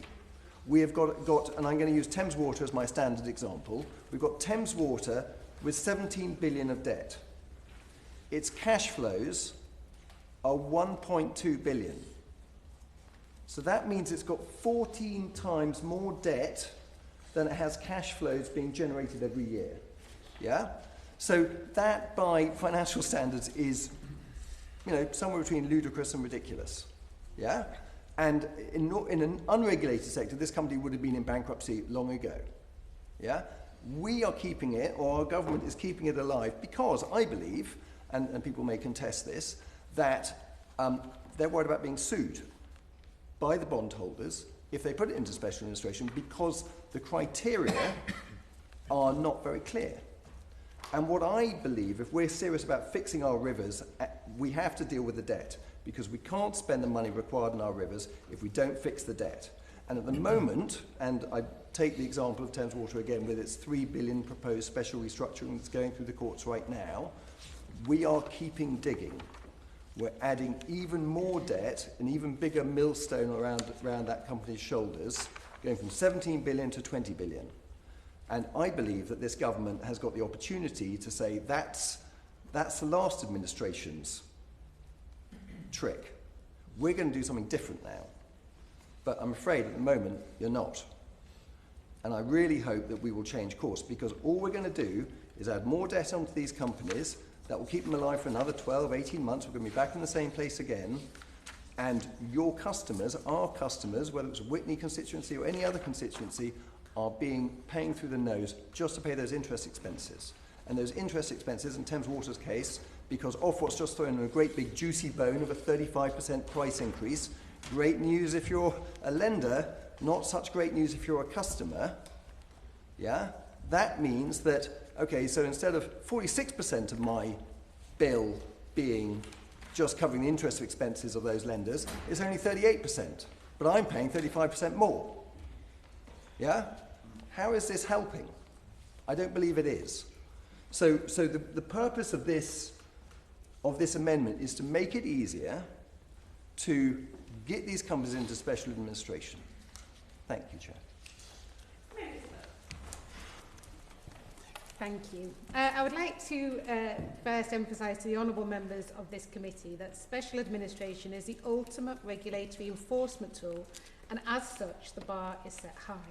Now, I'll cover new clause 1 as tabled by the honourable member for Waveney Valley, and new clause 31 tabled by the honourable member for Westmoreland and Lonsdale together. A water company can already be placed into special administration on performance grounds. This is where they are in serious breach, or likely to be in such serious breach, of their principal statutory duties or an enforcement order. That is, it is inappropriate for the company to retain its licence as set out in Section 24 of the Water Industry Act 1991. The Secretary of State and Ofwat will consider all aspects of a company's performance and enforcement record, including environmental and financial performance, when considering whether to pursue a SAR on performance grounds. Licence breaches, like the loss of an investment-grade credit rating, are considered as part of this holistic review of a company's performance. Ofwat would consider the circumstances around any loss of investment-grade credit rating to identify the actions companies must take to address associated licence breaches. It is also important to note that regulators have a range of enforcement mechanisms available to ensure performance, including environmental performance, is delivered, while water companies can also be required to make clear plans to address failures. And I obviously gently point out that, in fact, this bill does an awful lot to give more powers to address environmental performance, and with our, as we already discussed, our pollution reduction implementation plans, addressing some of the problems around pollution. I would like to emphasise that special administration must be a last resort, as it has significant consequences for companies' investors. If special administration could be triggered without allowing a company to rectify performance issues and licence breaches, there would be low confidence for investors to provide necessary funding, which could create instability in the market, potentially affecting the entire sector. Though we recognise the concern behind these amendments and others tabled by the honourable gentleman that highlight concerns that the system is not working, the proposed amendments address the symptoms rather than the underlying causes. In October 2024, the government announced an independent commission which will be the largest review of the water sector since privatisation. And this commission has a broad scope and will consult experts in areas like the environment, public health, engineering, customers, investors and economics. The governance of companies and regulatory measures to support financial resilience will be covered, including the operation of existing tools like the special administration regime. The review will report by Q2 2025. The UK Government and the Welsh Government will respond and consult on proposals they intend to take forward. And we expect these to form the basis of future legislation to tackle the systematic issues to fundamentally transform the water sector. I hope on this basis that the honourable members are content to withdraw their amendments. Adrian Ramsey. Thank you, Chair, and thank you to the Minister for her response. I do appreciate that special administration is something that would only happen in extreme measures. We have, though, got a situation where we have got repeated failures and neglects, including on environmental performance from a number of water companies, and that's why I wanted to make the provision explicit in this bill that environmental neglects could be a reason for special administration.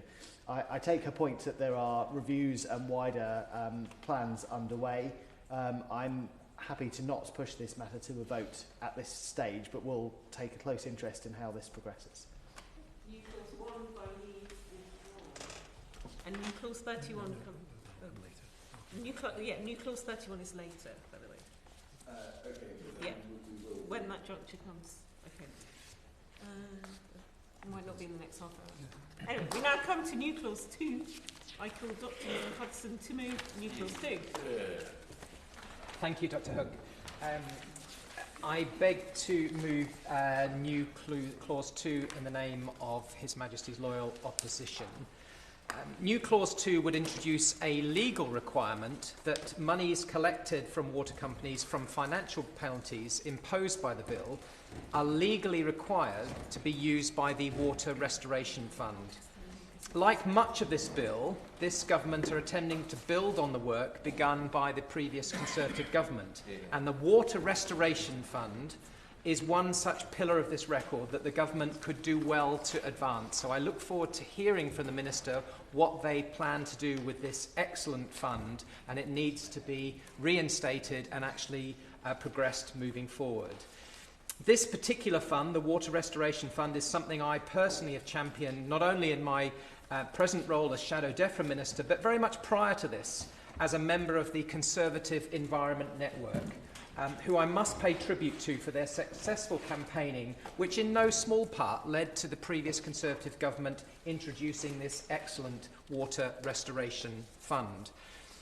In fact, back in 2022, I was proud to sign the Conservative Environment Network's Changing Course, a manifesto for our rivers, seas and waterways, which was its first public declaration setting out the ambition to introduce this policy recommendation. In addition to the Conservative Environment Network, I'd very much like to name check and thank the good folk of Wildlife and Countryside Link for their support and campaigning with this particular fund, and again with this amendment that we are putting forward for this new legislation. I must also pay tribute to the Angling Trust for their discussions on this. And again, a big shout out to our former colleague, who I know was respected across the House, the former MP for Ludlow, Philip Dunn, the former chair of the Environmental Audit Committee, for his assiduous efforts to see this particular fund introduced, as well as some of the wider measures to protect our precious waterways. And I think, as we've discussed with the Minister, there is a lot of consensus about what we can do collectively, cross-party, to actually protect and nurture our watercourses and our waterways. This Water Restoration Fund, I very much hope that the government will take forward and continue, because I think that is pivotal to what we are trying to do today. So, I will give way to my friend. It's a slightly cheeky intervention, Dr. Huck, but is the Shadow Minister aware that there is a debate in Westminster Hall at 4 o'clock tomorrow, led by yours truly, on nature-based solutions for farmland flooding? And this fund is absolutely central to providing the funds to help that situation improve. I thank my honourable friend for that intervention. Yes, I was aware of that, and but I'm even more acutely aware of it now. And I congratulate him on securing that. And again, it highlights the fact that there is a lot of agreement. And I'm sure that in his particular debate there will be cross-party consensus about the use of nature-based solutions, and we've debated that in the previous Bill Committee sessions last week. In terms of flood mitigation, but the Water Restoration Fund is potentially pivotal to that, to trying to improve the situation at a local level and a local sort of catchment level as well.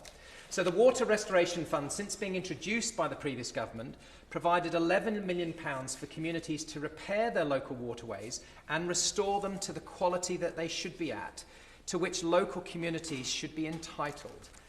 At the heart of such a proposal is simply this: those who are at fault for the damage done to our waterways must make restoration for it.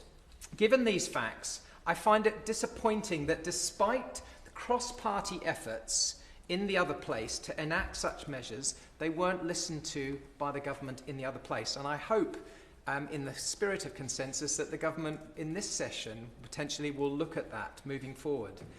The arguments made by the government in the other place, we believe, as an opposition, we believe that the arguments they made were not very satisfactory.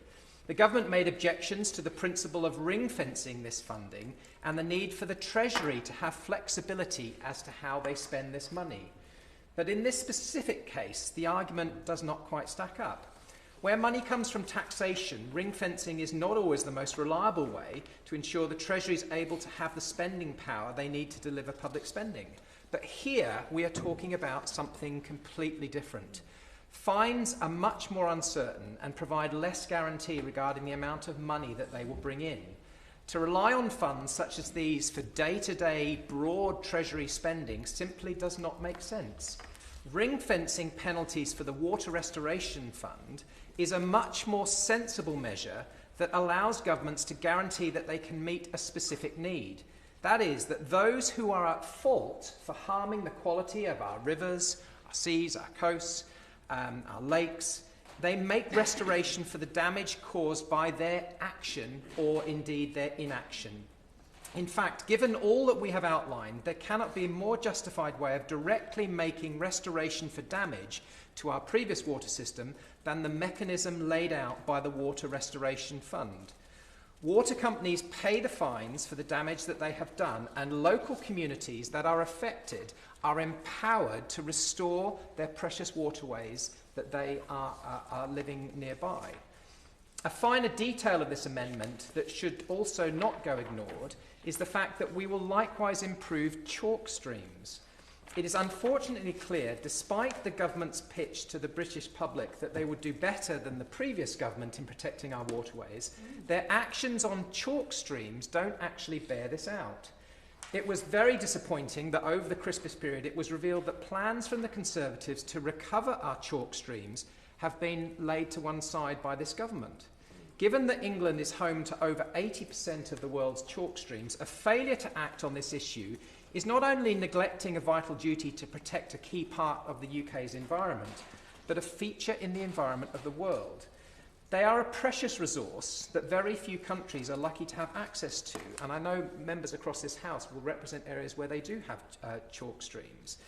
And it is a dereliction of duty to ignore this particular category in the UK environment.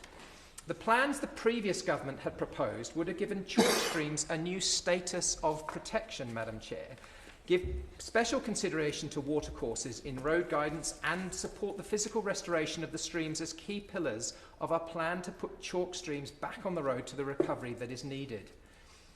As the deviser of these plans has said publicly, while it may be the case that the government instead wants to focus on chalk streams in national parks and landscapes, it risks ignoring all chalk streams in most need of recovery across the country.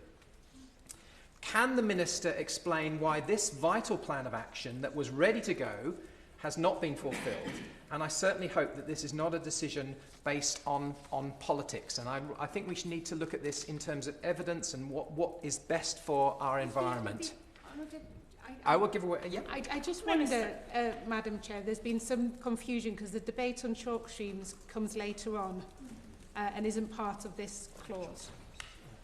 It is actually part of our amendment. In clause 2, subsection Roman numerals 1 under B, that is in there. Yeah, we have included it in our amendment. Okay.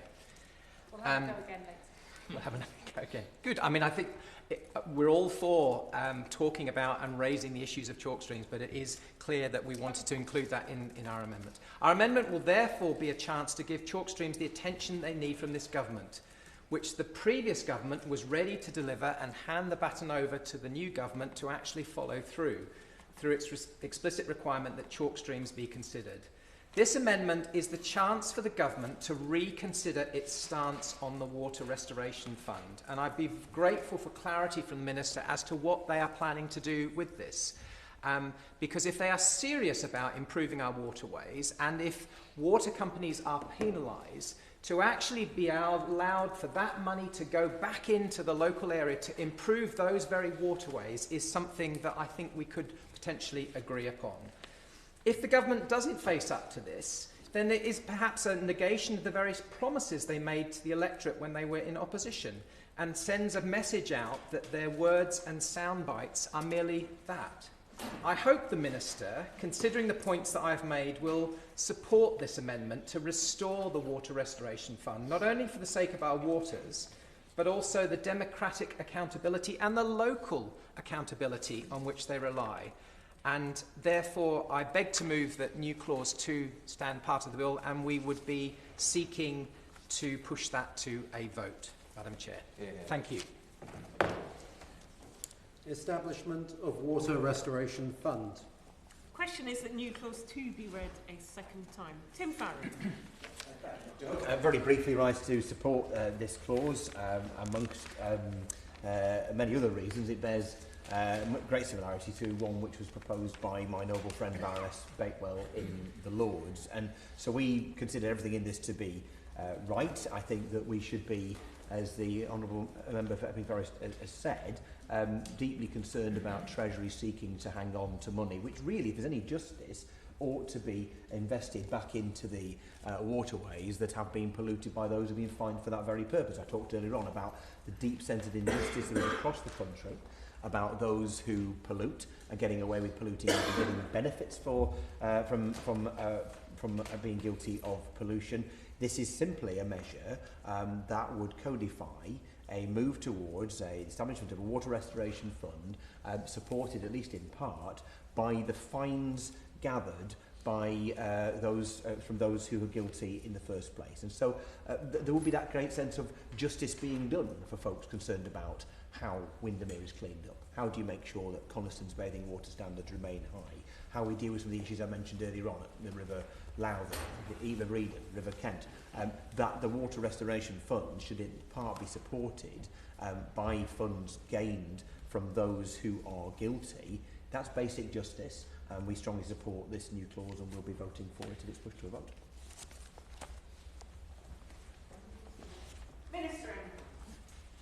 Thank you. And I thank the Honourable Member for Epping Forest for tabling new Clause 2, which seeks to establish a water restoration fund in legislation. And I accept his invitation to do better than the previous government when it comes to pollution in the waterways. And I welcome the low bar that they have set me. A water restoration fund is already being established to direct water company fines into water environment improvement projects. This arrangement does not require legislation, because it exists. Defining a water restoration fund in legislation would create an inflexible and rigid funding mechanism, with the amendment requiring specific detail on the scope, operation and management of fines money. We need to maintain flexibility of how water company fines are spent to ensure government spending is delivering value for money.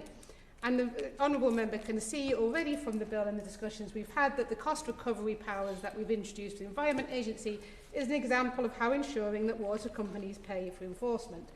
DEFRA is continuing to work with His Majesty's Treasury regarding continued reinvestment of water company fines and penalties on water environment improvement. A final decision on this will be made when the spending review concludes later this year.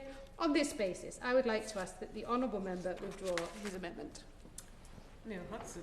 Thank you, Chair. I have to say I'm not reassured by those comments. The Minister says that the Water Restoration Fund does not need new legislation to enact.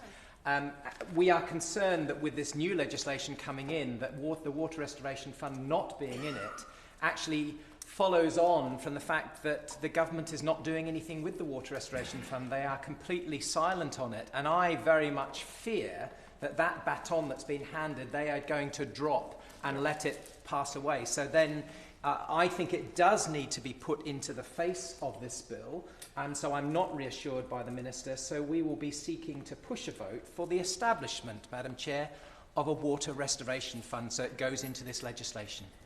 How exciting. Okay. The question is that new clause 2 be read a second time. As many as are of that opinion say aye. Aye. Of the contrary, no. No. Recorded vote. Division, lock the doors.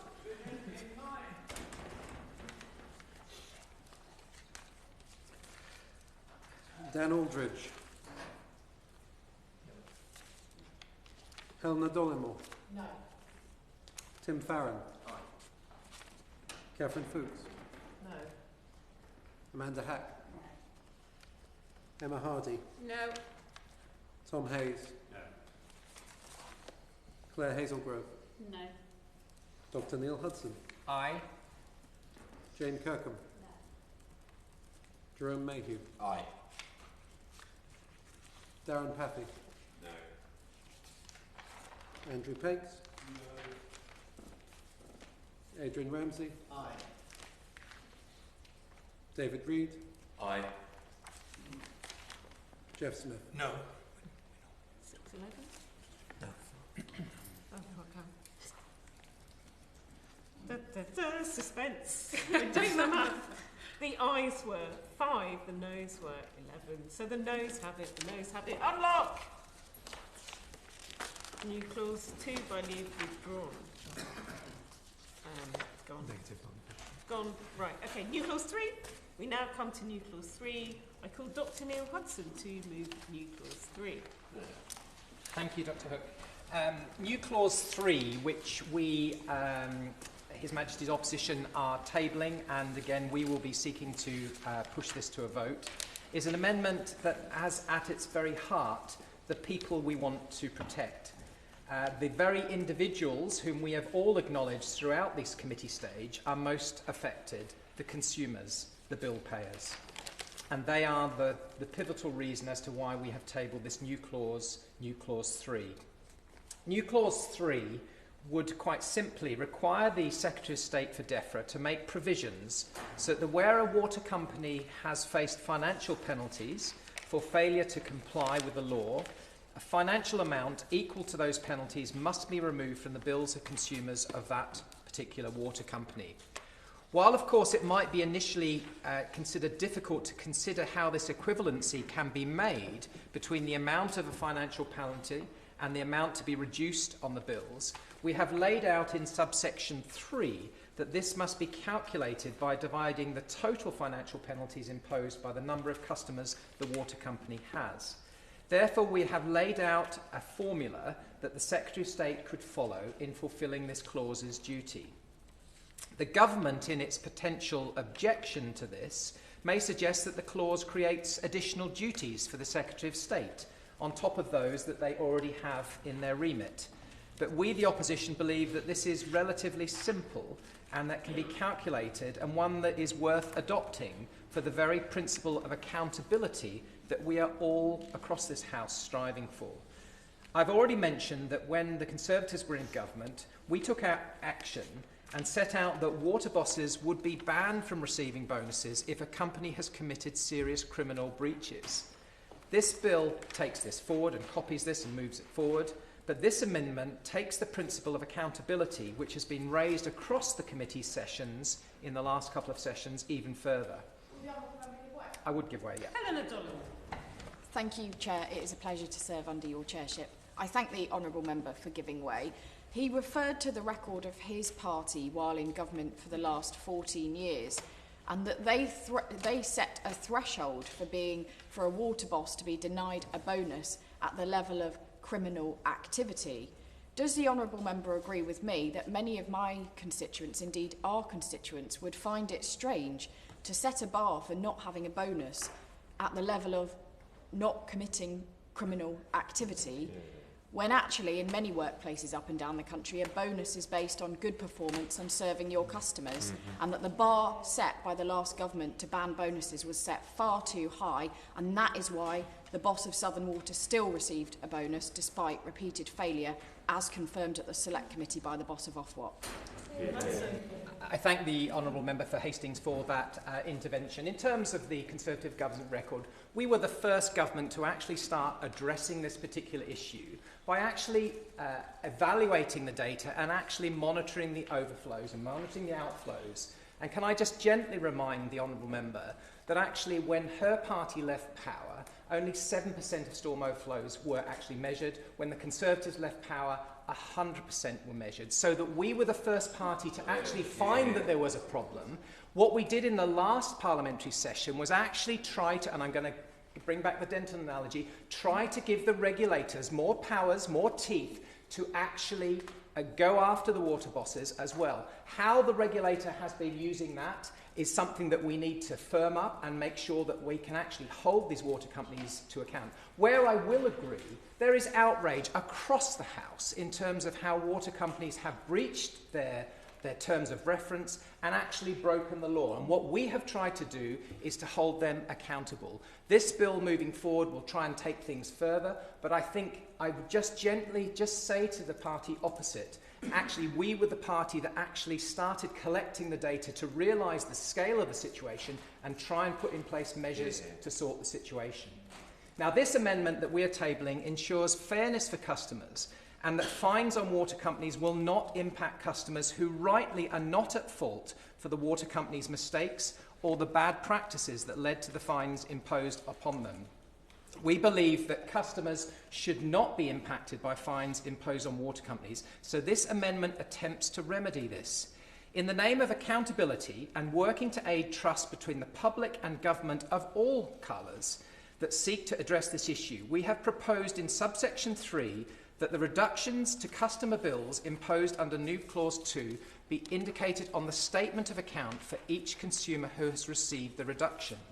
This, we believe, is very, very important. For too long, a toxic cocktail of poor behaviour by water companies and rising bill prices has led to too many people to feel that they are getting poor value for money and are not getting the quality water services that they deserve for the price that they are paying. These are hard-working people who, up and down the country, work consistently to pay their bills and do the right thing, while these negative practices of the water industry have been continuing. They may also be feeling, given the amount of time we have spent talking about this issue, that this new government is not really willing to act in this particular area to protect the consumer. So subsection 3 seeks to break that cycle and send a signal to the bill payers that actions to regulate the water companies have a real and tangible effect. by showing the clear reduction in consumer bills directly on their statement of account, they have a real and tangible sign that the poor behaviour has been looked at, and actually people are going after the water companies, and actually the consumers will benefit from this. It also serves as a kind of compensation to those who have been directly affected, as an example of justice in action, that the principle being that those who harm pay a penalty and that those who are harmed receive restitution. And again, I come back to my comments about the Water Restoration Fund. If we can have local accountability and if fines are recirculated into the local area, that will be good for local accountability. I do hope the government will give way. Thank you, Dr. Hook, and it's a pleasure to serve under your chair. The Honourable Member talks about outrage across the House. Quite rightly, there is outrage across the House. I feel outraged myself as well as a member of the public, and the vast majority of my constituents are incredibly outraged at the situation that we find ourselves in. But one of the things that, when I am on doors knocking in my constituency, that they say to me is, there is no contrition shown by the previous government about their role in the degradation of our waterways. And there's a revisionist attitude here that just seems to be incredibly perplexing to me and angering to my constituents. So just a bit of contrition, I would like to see that and recognised by the opposition. So. I thank the Honourable Member for that intervention. Can I just say that actually going and looking for the problem, which is what the previous government did, and we found the scale of that problem, and then we are all in agreement that this is a huge problem that needs to be addressing. That's not downplaying the scale of the problem, but actually by actually collecting data and actually being brave enough to say there is a problem. And we've had a lot of things thrown at us from the other side of the chamber through the course of the Environment Act, the landmark Environmental Act that we passed, and a lot of things thrown at us and misleading comments made about Conservative members of Parliament when we were the party that actually grasped the nettle and said, look, there is a problem, we need to look at it. And a lot of the amendments that were tabled to try and scupper the Environment Act were completely uncosted and actually would have cost the taxpayers lots and lots of money. So we tried to bring forward, I will give way, tried to bring forward practical, cost-effective, reasonable measures to address the scale of the problem that we unearthed. Jerome Mayhew.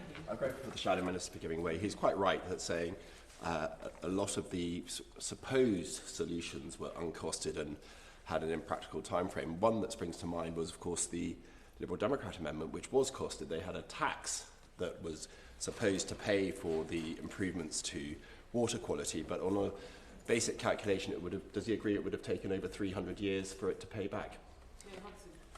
I agree, and there were many amendments that are quite easy to table and obstructions and to make political points that would have not been affordable and have not been deliverable in any realistic timescale. I think in government you have to make realistic, cost-effective decisions that honour the taxpayer, but do them and be clear with the public as to how you're going to do them and how they're going to be paid for. If the government does not support our particular amendment, I hope that they will clarify what steps they are taking to protect customers from the knock-on impacts of fines. It's unfortunately the case that where the costs are imposed in many industries, customers sometimes then pay higher prices. With this amendment, we want to ensure that where we will rightly aim to impose financial penalties for the water companies, that there are no unintended consequences for the very consumers we aim to defend in imposing the financial penalties in the first place. So with this all in mind and the aim of accountability, we sincerely hope that the government will support this new clause, which we ultimately will aim to push for a vote. Thank you. Chair, I beg to move that the debate be now adjourned. The question is that further consideration of the bill be now adjourned. As many of those who are of that opinion say aye. Aye. On the contrary, no. I think the ayes have it. Back in here, 2 o'clock.